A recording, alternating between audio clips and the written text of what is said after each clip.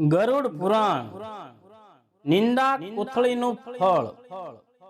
આજના કહેવાતા સુધરેલા લોકો ઘણું ભણેલા પણ ગણેલા નહીં એવા મનુષ્યમાં નિંદા કરવાની ફેશન થઈ ગઈ છે।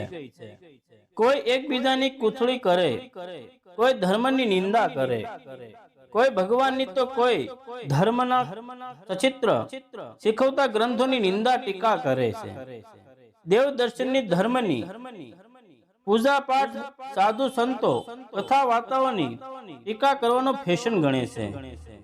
તે નથી જાણતા કે ધર્મથી પૃથ્વી ટકે છે, ધર્મના આચરણથી પુણ્ય મળે છે, પાપાચારથી નરકો મળે છે। ધર્મની નિંદા કરવાનો આપણને કયો અધિકાર છે?